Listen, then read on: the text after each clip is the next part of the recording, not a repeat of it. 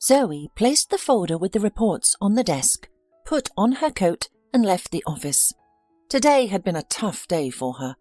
All she wanted was to go home, make herself a hot tea with lemon, and wrap herself in a soft blanket. As she ran home, the drizzling rain and cold wind made her feel freezing. Upon seeing that all the lights were on in her apartment windows, Zoey immediately shivered and stopped. She realized that her husband was drunk. As she approached the apartment building, her suspicions were confirmed. From open windows, she heard loud music and her husband swearing with himself. The young woman knew that if she went inside now, she would have to listen to him all night. Tony would make a scene as usual, accusing her of all sorts of things. With a heavy sigh, Zoey sat down on a cold, wet bench. She didn't want to cry, but tears rolled down her cheeks like hail. Suddenly, she heard Tony's angry voice. "There you are! Who are we waiting for?" The man leaned out of the window, risking a fall, and kept mumbling more unintelligible curses directed at Zoey. "I'm coming," the woman said in a low voice. "I've just sat down to rest." However, that night the woman never got to rest. Tony yelled at her like a madman until morning, and only at dawn did he fall asleep, snoring at the kitchen table. Glancing at the clock, Zoey realized that there was no time left for sleep. After taking a shower, she had some tea and began cleaning the apartment. With a droopy look and red eyes from crying and lack of sleep, she went to work. As she was getting on the bus, she stumbled and fell into a huge puddle. The entire contents of her purse fell out into the muddy, wet sludge. Looking at her white coat, now stained with black drops, the woman cried in despair. An indifferent crowd of sleepy people rushed onto the bus, ignoring her. Well, don't cry," a man's voice nearby said. "Let me help?" "No need," Zoey sobbed. "Hurry and catch the bus, you'll be late." "I'm not in a hurry anywhere, and I can't leave such a wonderful woman in trouble." The man smiled. "My name's Ben, and you?" "Zoey." The man skillfully lifted Zoey out of the puddle, shook off her coat as best he could, and started picking up the items that had fallen out of her purse. "What should we do next?" Ben asked Zoey with a serious expression. "I don't know," the woman admitted honestly. She realized that she couldn't go to work in her current state, but she also didn't want to go home. Tony was most likely already awake and had started to hang over. His addiction to alcohol was a serious problem, and it seemed incurable. For 3 years, Zoey had been trying to help him overcome his alcoholism, but every day her hope diminished. "Come with me. I'm staying at that hotel across the street. You can stay in the room, get warm, and I'll quickly go to the store and buy you some clean clothes." "No, really, it's not necessary," Zoey objected. "No refusals accepted. If I fell into a puddle, would you leave me in trouble?" "No." "That's right." Zoey couldn't understand what came over her at that moment. Perhaps this kind and cheerful man had caught her attention with his friendly demeanour, or maybe she simply wanted someone to take care of her.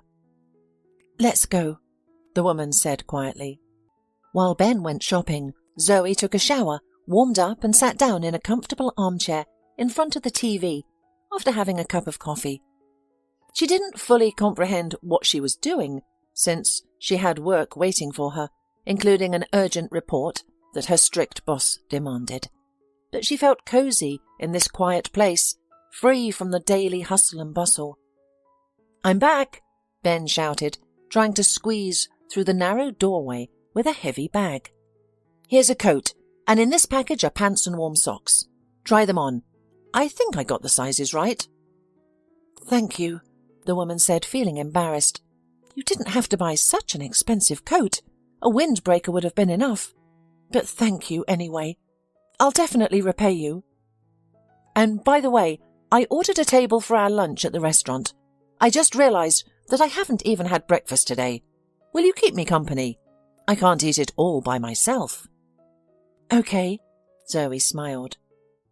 In the end, the woman spent the entire day with Ben, He shared stories of his interesting and adventurous life, filled with vibrant emotions and travels to different countries. Ben had a wealth of experiences to talk about. On the other hand, she could only discuss her own dull life, but she chose not to, not wanting to spoil the magic of the day. As evening approached, Zoey realized it was time for her to leave, but she couldn't bring herself to go. "I have to go," the woman said sadly with a smile. "Zoey, I wanted to tell you—" The man took Zoey's hand. When she felt his warmth, she forgot everything. The next morning, Zoey and Ben woke up early. The man opened the curtains, letting the sunshine in.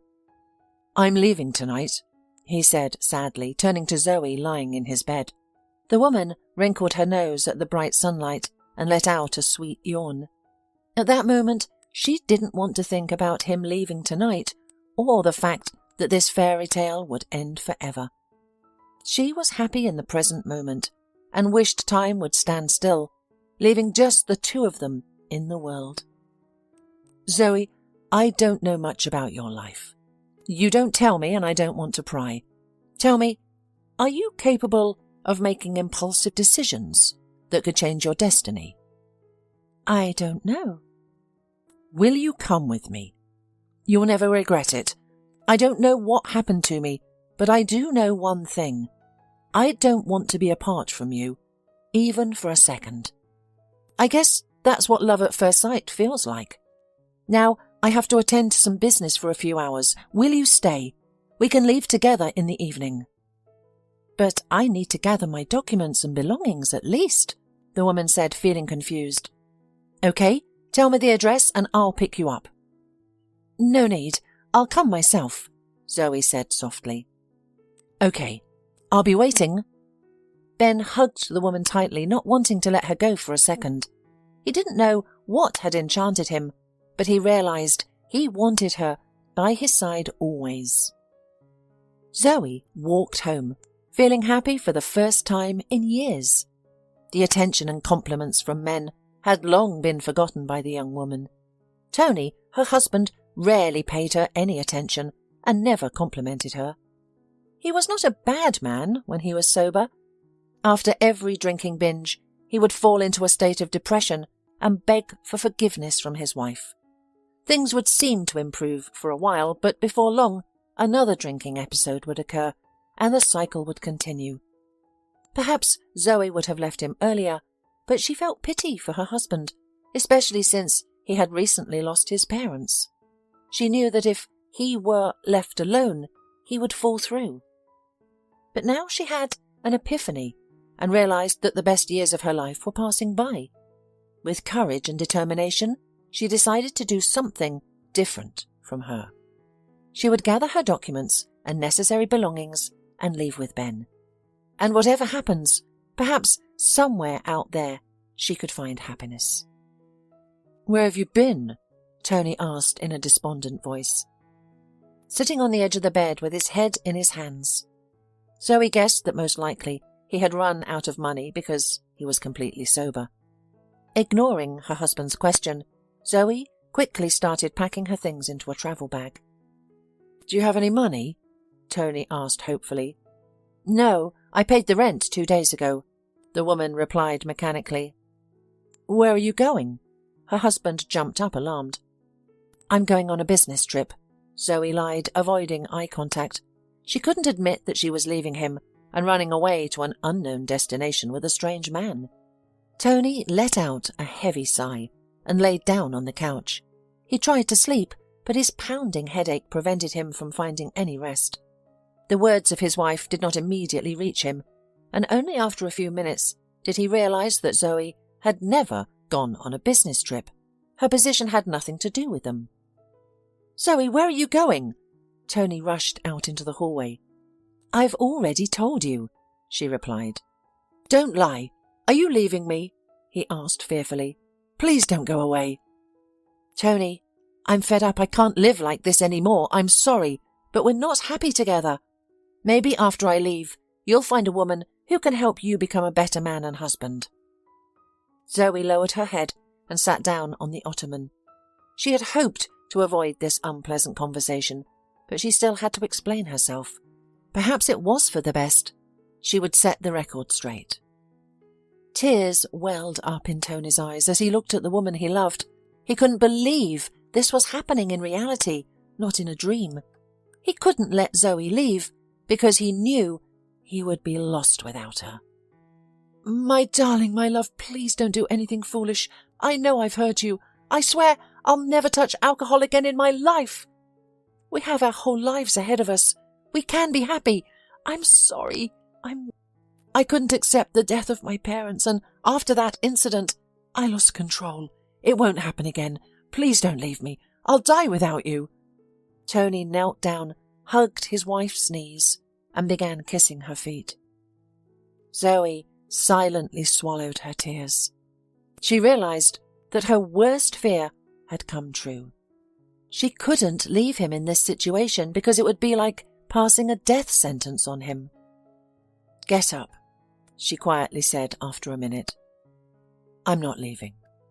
She sat in the kitchen by the window, silently weeping. The thought of Ben waiting for her while she was in her despised apartment made her feel sick. But she couldn't do anything else. She couldn't abandon the man who needed her help and support so desperately.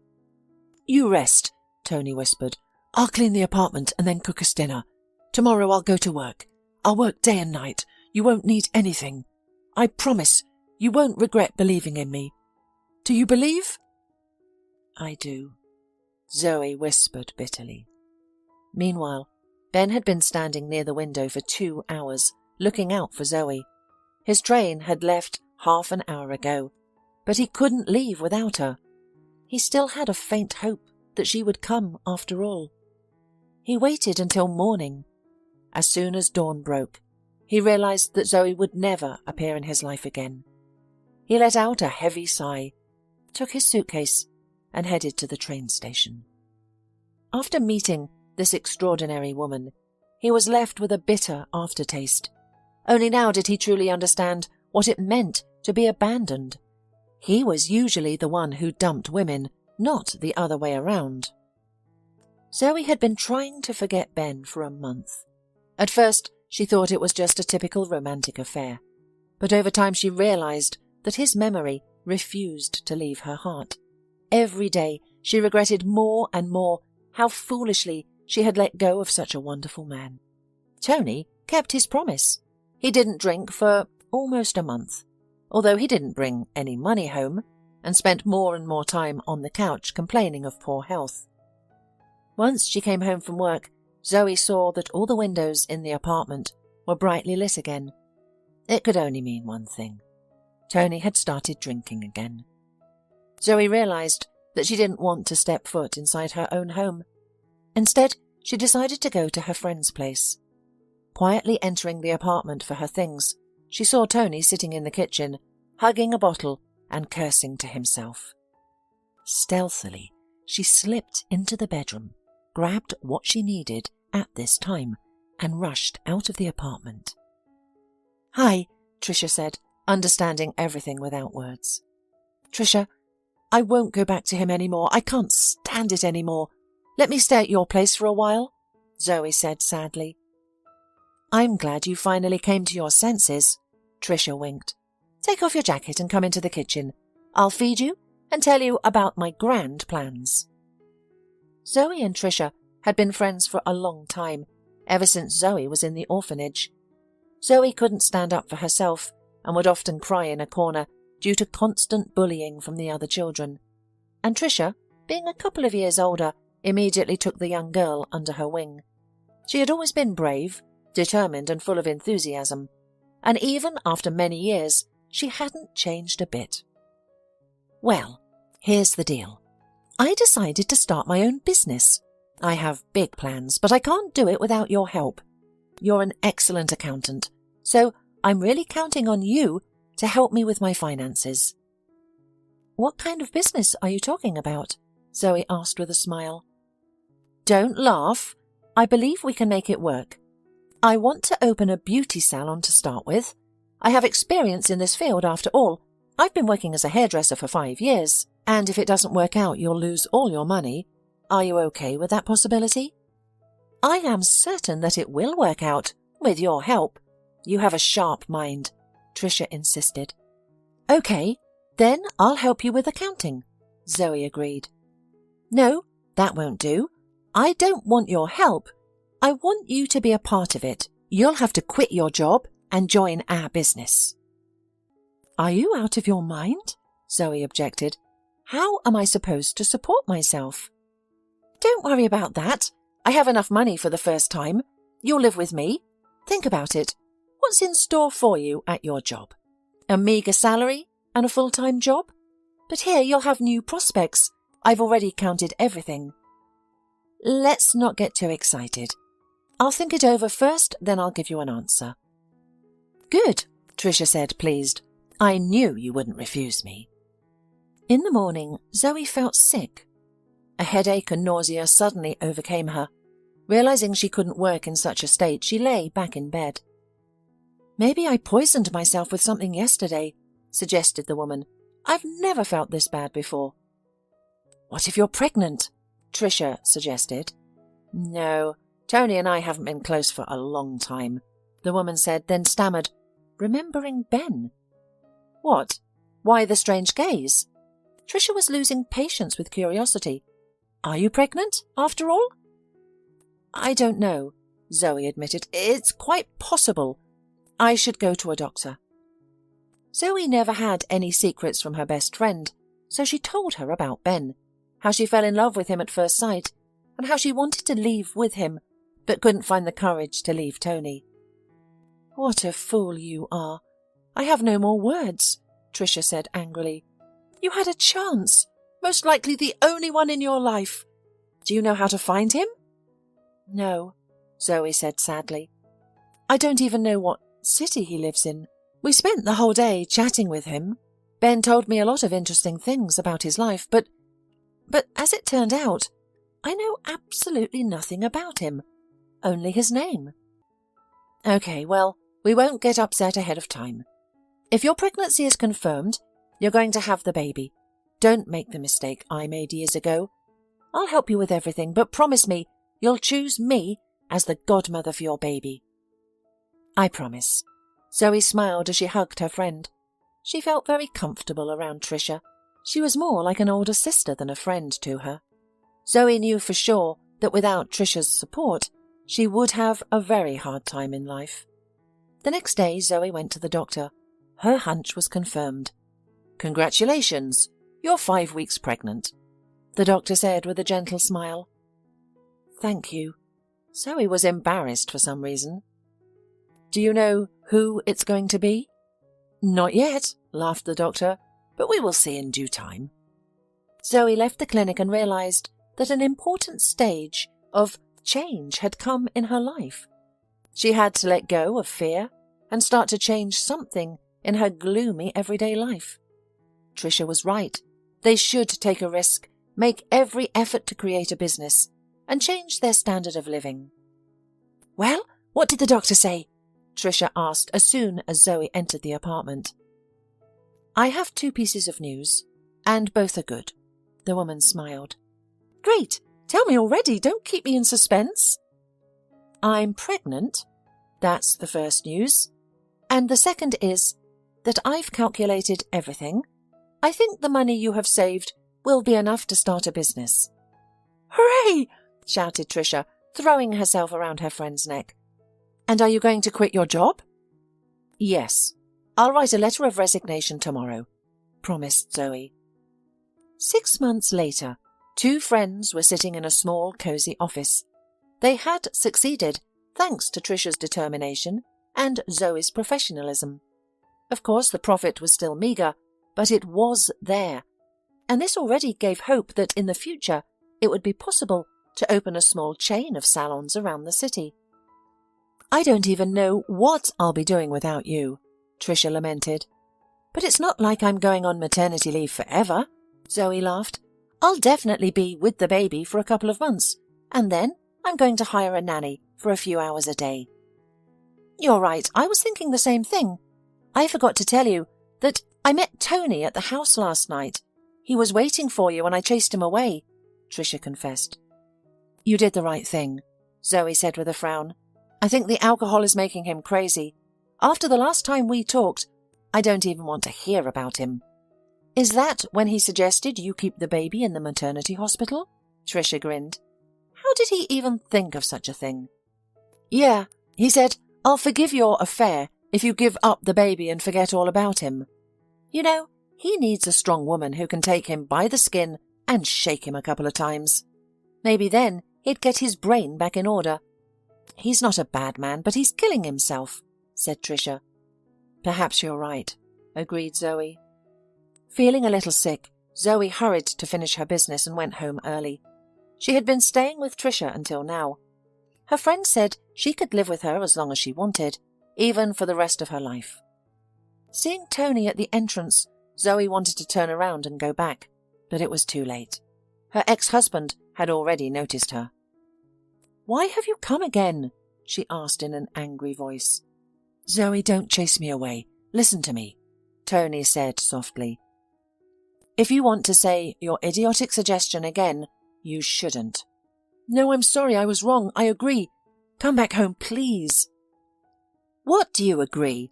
Did I give you any conditions? The woman wondered. I agree to have your child live with our family, the man said, looking hopefully at Zoey. I am not well alone. Have you forgotten what you promised my sick mother? You said you would never leave me. I remember. But you also promised her you'd quit drinking and bring money into the family. I'll quit drinking, I promise, assured Tony. Moreover, I'll never reproach you with another man's child.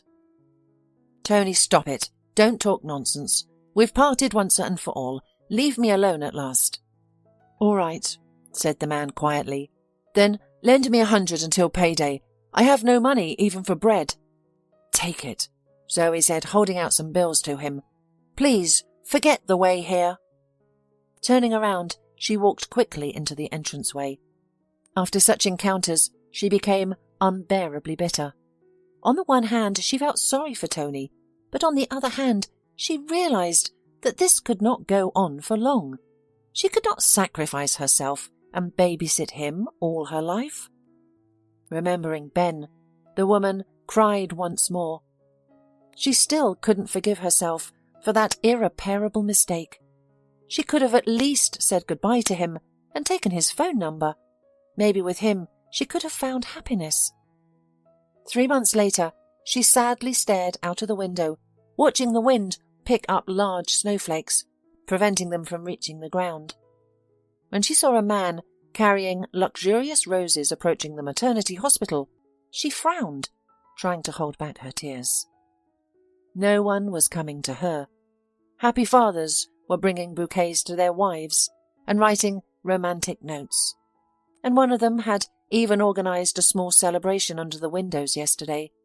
He was overjoyed about the birth of his daughter, but no one was happy for her little girl, except for Zoey and Tricia. 2 days ago, Zoey gave birth to a baby girl. It was already evident that Leslie was a spitting image of her father. Holly, your husband is here, Zoey smiled, and he's with the bouquet again. I'll give him a hard time, Holly, a neighbour in the ward, exclaimed. He's already spent so much money on flowers. It's his way of expressing his joy, Zoey explained. You're right. Emile has wanted a daughter for years. We have 3 sons. He said if I gave birth to a girl, he would carry us in his arms for the rest of his life, Holly boasted. He called all our family. He is going to celebrate the birth of our daughter. I don't know how you'll manage alone with your baby. You're so unlucky. You're mistaken, Zoey said angrily. 2 days ago, I became the happiest woman ever. I finally have a purpose in life, and, believe me, not having a man around me doesn't diminish my happiness. Sometimes it's better without men. Not everyone is as caring as your Emile. I'm sorry, I didn't mean to offend you. Holly hurried to apologize. But Zoey didn't take offense. She had long ago accepted her role as a single mother. It was her choice, and she didn't regret it at all. However, frankly speaking, I don't understand why you divorced your husband while being pregnant," Holly added, perplexed. "Holly, let's change the subject. I'm doing very well in my life. I just didn't want to live with my husband. That's it." "But is the child even from your ex-husband?" Holly insisted. "Yes," answered Zoey confidently, who was already tired of the general discussion of her life. So she put on her robe and went for a walk around the ward. The woman wanted to be discharged as soon as possible, to avoid hearing around the clock about how wonderful Holly's husband was and how unfortunate Zoey was. And finally that day came. Zoey was upset when she found out that she and Holly were being discharged on the same day. Emil, Holly's husband, was planning a grand show with a lot of relatives. The thought of leaving the hospital with only Tricia and the baby made Zoey feel sad, but there was nothing she could do. "Zoey, at last!" shouted a happy Tricia, rushing to her friend. "Where's our little Leslie?" "Now the nurse will bring her out and hand her to you. Tradition, so to speak," smiled Zoey. "Listen, who else is being discharged today? Some important person, I suppose. There's a crowd at the entrance with balloons and flowers as well as a photographer. The only thing missing is an orchestra," marvelled Tricia. "It's my roommate, being met by her relatives," explained Zoey. "She's not a big shot. She's just her husband's favourite wife." "Some people are lucky," said Tricia with a slight envy. When Tricia saw the nurse coming out with the baby, she rushed to her and gently took Leslie in her arms. "Here is our happiness," whispered Tricia, cradling the baby in her arms. Tricia went quickly to the exit. Zoey, with a heavy bag, could barely keep up with her. "Let me help you," smiled a guy standing at the entrance with a bouquet and balloons. He was probably one of Holly's relatives. "No need, there's our car." Zoey waved him away and then looked up at the man. Suddenly she froze, unable to move. Ben was standing in front of her. "You?" she asked quietly. Ben was confused by the unexpected meeting, but quickly pulled himself together. "Do you need help? If not, I'll go. My sister will be out soon." "No, I don't need help." Zoey lowered her head and slowly walked down the steps. She was so confused that she was at a loss for words and couldn't soberly assess the situation. She wanted to throw herself into his arms, to tell him that he had recently become a father, but Ben's gaze was distant and cold. He looked at her with contempt. "Sorry, I forgot to congratulate you," Ben shouted after her. She said nothing. Feeling uneasy, she quickly walked to the car, where her friend and her daughter were waiting for her. Zoey felt like she was doing something wrong again, making another mistake, but she didn't know how to act differently in this situation. "What's wrong with you?" Tricia asked, looking in the mirror at Zoey. "Let's go, I'm fine," answered Zoey. She tried to appear calm, but the unexpected encounter with Ben was unsettling. His contemptuous gaze was still in her mind. Only low traitors are looked at that way. Holding Leslie close to her, Zoey tried to put Ben out of her mind, realizing that they would never be together again. After her actions, he would not believe that Leslie was his daughter, and she didn't want to run after him and prove his paternity because, in reality, they were practically strangers. "Are you upset with your roommate?" suggested Tricia at home. "No, that's not the reason. I saw him," Zoey said melancholically. "Who?" Tricia's eyes widened, not realizing what was going on with her friend. "I saw Ben, Leslie's father," Zoey admitted. "He was one of Holly's many guests, standing at the entrance of the maternity hospital with flowers." "So what? Why didn't you tell him about Leslie?" Tricia was indignant.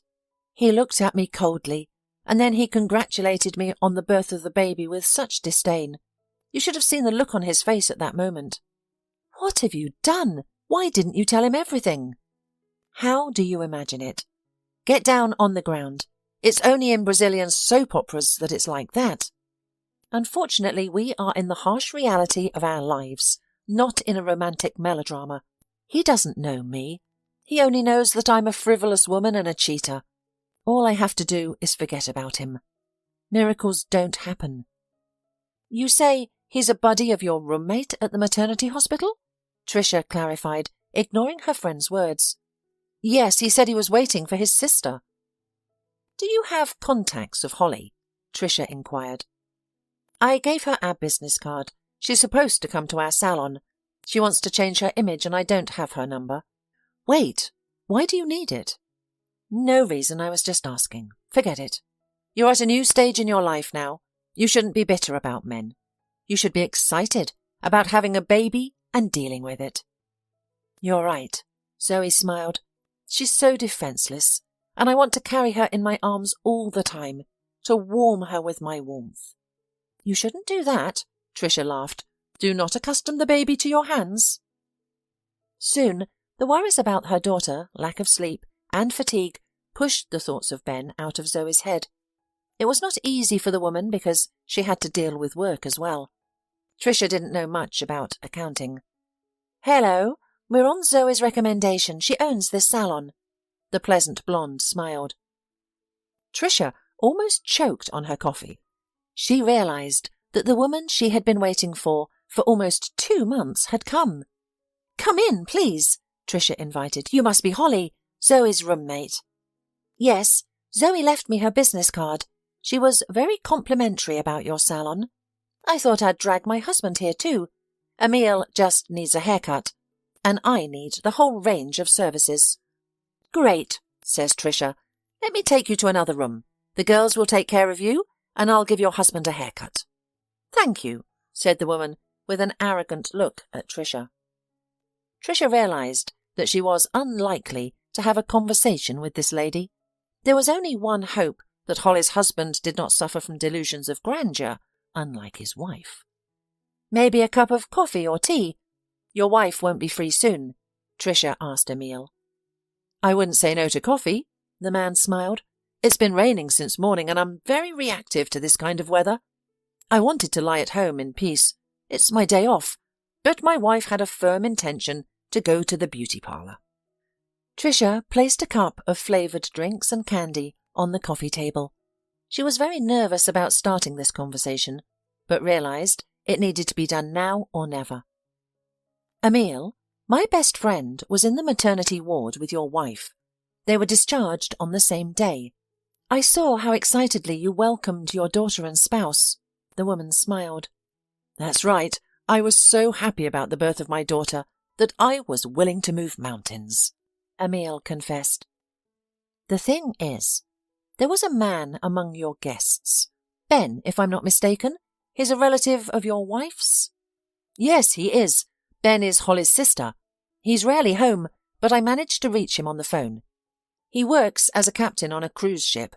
Why do you ask? Emile regained his composure. The fact is that my friend and your relative are old friends. They saw each other that day outside the maternity hospital. Ben gave her his phone number, but she, being forgetful, lost it. My friend was very upset about it, Tricia lied, hoping her plan would work. Well, no problem, Emile said, taking out his cell phone. Write down his number and give it to your friend. Thank you so much. She will be thrilled, the woman exclaimed, almost jumping up and down. Tricia knew that she hadn't acted good. The woman had one principle in life. She never lied to anyone. But for the sake of the best friend's happiness, it was acceptable to deviate from her rules. After all, who else but her would help Zoe? Dialing Ben's phone number, Tricia clenched her fists, silently praying for her plan to work. She knew that the man probably wouldn't even listen to her and would simply hang up. Hello, I need to speak with Ben, Tricia said uncertainly when the man picked up the phone. It's me. What can I do for you? I'm Zoe's friend. Do you remember her? Recently you saw her at the entrance to the maternity ward. And? The man interrupted her irritably. I'm probably going to seem crazy to you right now, but I think you have the right to know the truth. The fact is, you're the father of Zoe's daughter. Are you out of your mind? Ben asked in bewilderment. I've only seen your friend once, not counting that meeting at the maternity hospital. What are you even counting on? Do you want to make money off me? It's not going to work. I'm not as simple-minded as you and your darling friend think I am. Well, I've put you on notice. Goodbye, Tricia said angrily, hanging up the phone.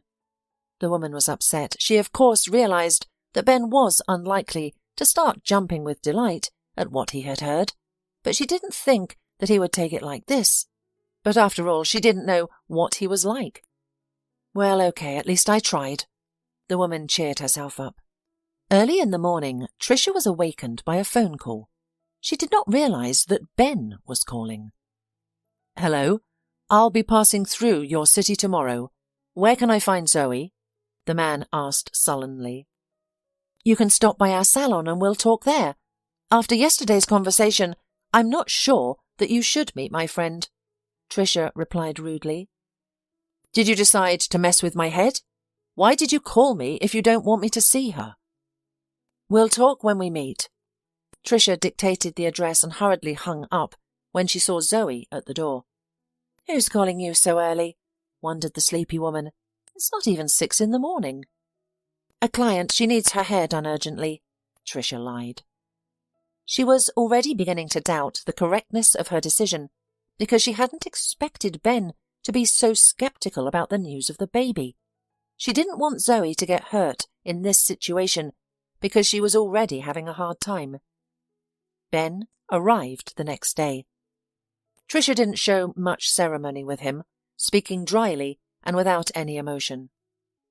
As you can see, my friend and I are doing well, and we don't need anyone's handouts. Zoey loves you. She didn't come to you that day, but she had a serious reason for not coming. During the pregnancy, she was able to pull herself together and set herself up to never see you again. But that recent encounter brought back memories of you. I can see her sneaking tears sometimes. I realize you have doubts about your daughter. I can assure you 100% that Leslie is your daughter. I can see now that you and she are very much alike.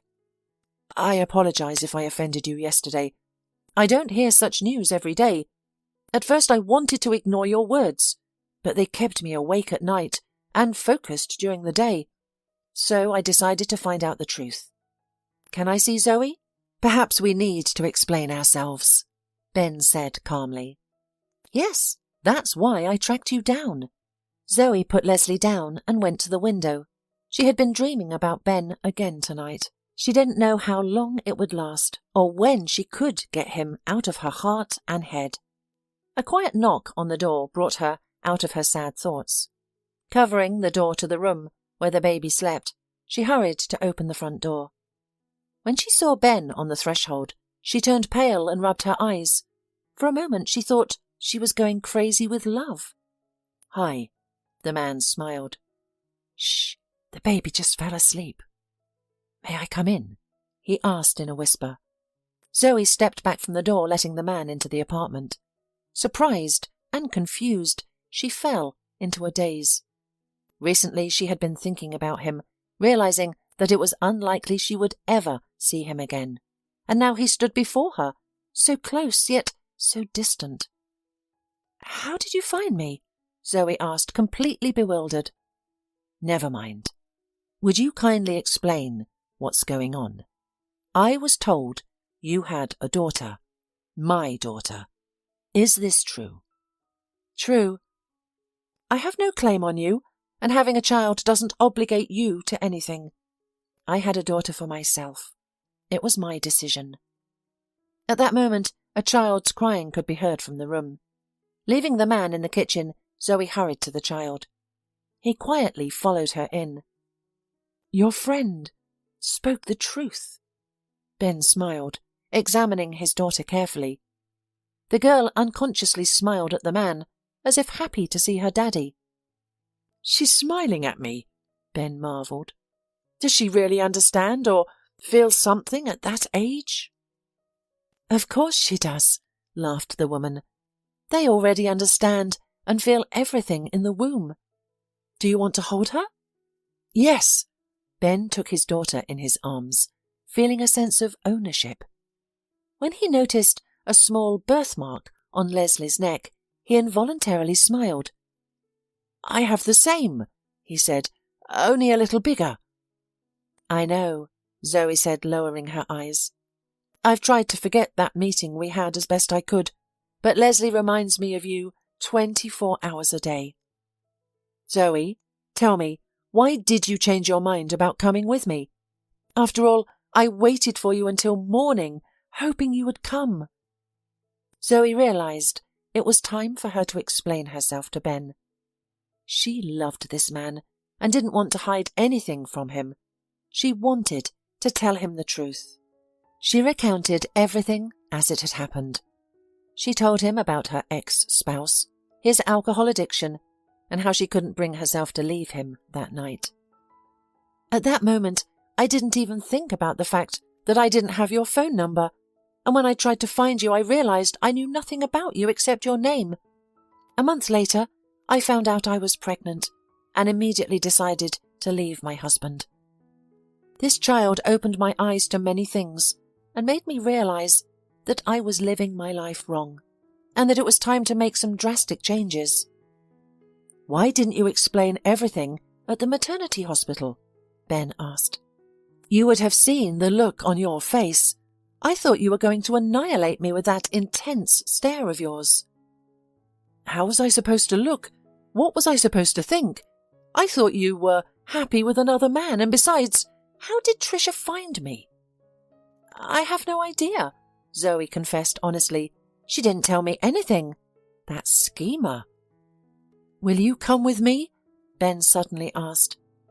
"What do you mean?" Zoe didn't quite understand his proposal. "I'm proposing that you come and live with me. Ever since we met, I haven't been able to settle down. At first I thought I would quickly forget about you, but then I realized that I might actually be in love. This was the first time something like this had ever happened to me." Ben walked over to Zoe, put his arm around her shoulders, and pulled her close. At that moment, they both felt like the happiest people on earth. Zoe wanted to answer yes, but the fear of the unknown held her back. Plus, she would be abandoning Trisha by leaving her alone. After all, her friend couldn't handle their joint business alone, and Trisha was the only person who helped and supported her in any situation.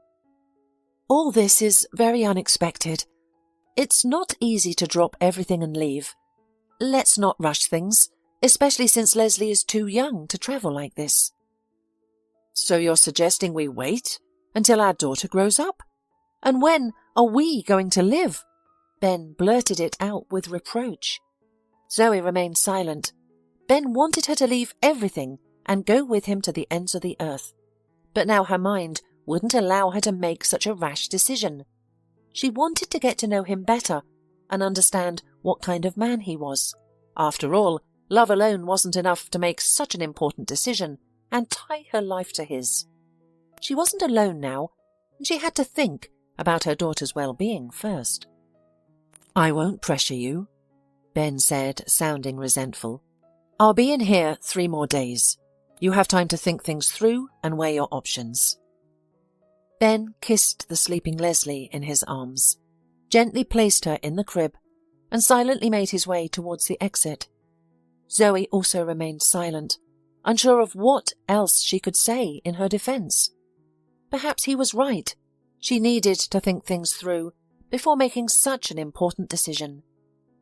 As soon as Trisha entered the apartment, Zoe immediately confronted her with accusations. "What a loyal friend I have!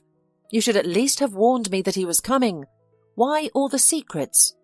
I thought we were close, and that there couldn't be any secrets between us." "I'm sorry," Trisha frowned.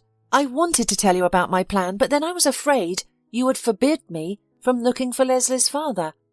I only wanted what was best for you and your daughter. Did he hurt you?" "No." Zoe shared the entire conversation with her friend, feeling completely confused about her life and relationships.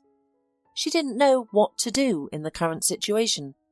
She loved Ben, but she wasn't ready to leave everything behind and chase after him with a child in her arms. "I think he's rushing things too fast," Trisha said. "Love is love, but you need to take time to get to know each other. You should calm down and talk things through together." Tomorrow is my day off. Don't worry about Leslie. I'll be happy to babysit her. Zoe didn't argue with her friend and called Ben to arrange a meeting.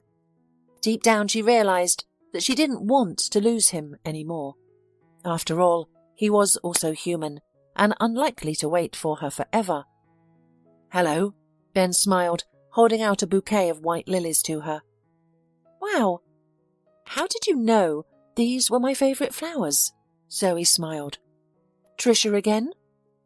"No, you told me yourself. Remember, we talked about why all women prefer roses."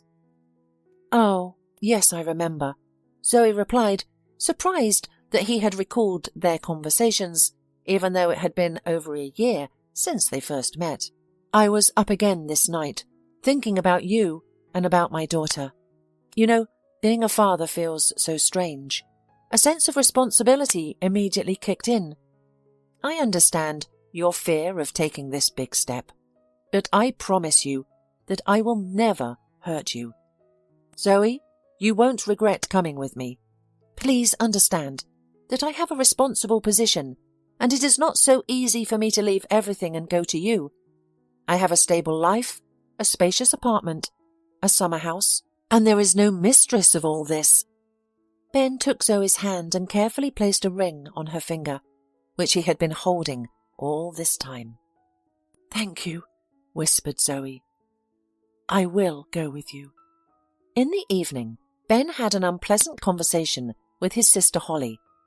He wanted to share his joy and happiness with her, telling her that her daughter and niece were born on the same day and were in the same ward. "Are you talking about Zoe now?" Holly guessed. "Wow, would you have thought? Wait, what makes you think the baby is yours?" "Ben, you're not stupid. Are you out of your mind? This woman has a husband, and he's the one she claims gave birth to her daughter." "That's enough," Ben interrupted his sister. "You can gossip among yourselves. I know that Leslie is my daughter." "You're out of your mind. She bragged to everyone in the maternity hospital that her husband is the father," Holly shouted. "I will never accept her into our family. She's so deceitful." "And you don't have to accept her," Ben retorted. "It's enough that I have accepted her into my heart and into my life." "You need to establish paternity first," Holly insisted. "No, let your husband establish paternity. I am sure about my woman." Ben shouted and put on his jacket. He left his sister's apartment, slamming the door loudly. A year had passed, and Zoe had long ago settled into her new place. Ben was right. She had never regretted believing his words. The man showered his family with a love and care she had never dared to dream of. "I'm home. How are you managing without me?" Zoe heard her husband's voice in the hallway and rushed to him. "Hello," the woman rejoiced. "Leslie and I always feel incomplete without you. You know that." "I miss you so much too. But what can I do? Work. What's new with us?" the man asked. "Trisha called, and just imagine, she invited us to her wedding, and she's very happy and 3 months pregnant. It's all so strange," Zoe said, feeling at a loss. "Darling, well, what's so strange about a young woman expecting a child and getting married?" laughed her spouse. "No, I refuse to understand women's logic." "The fact is that she was diagnosed with infertility a long time ago. How is that possible? Trisha had no hope of becoming a mother. Everything happened the way God wanted it to happen.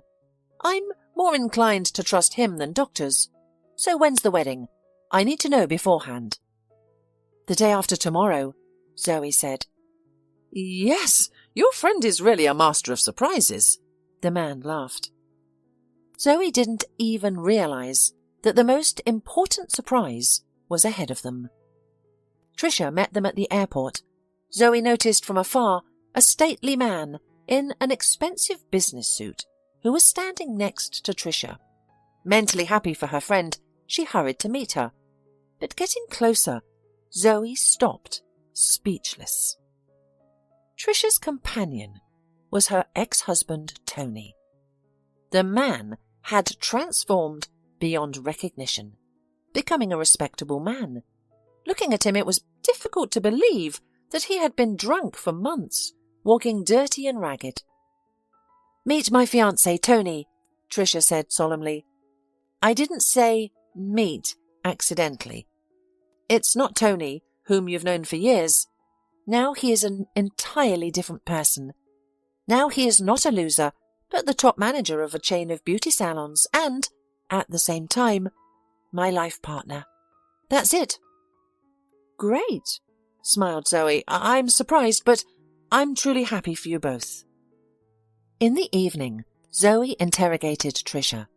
She knew that her friend couldn't stand alcoholics and avoided communicating with them in every possible way, so Zoey really couldn't understand what had bound Tricia to Tony.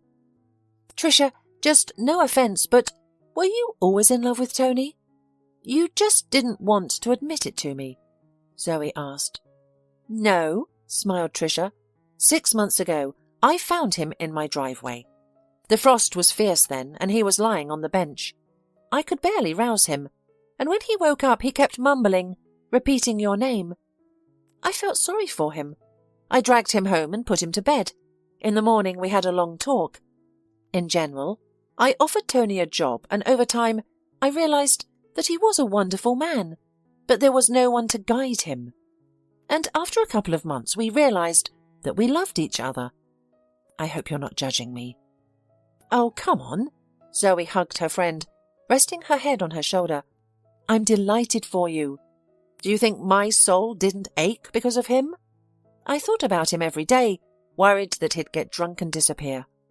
I was also thinking about you, realising how hard it is for you to be alone.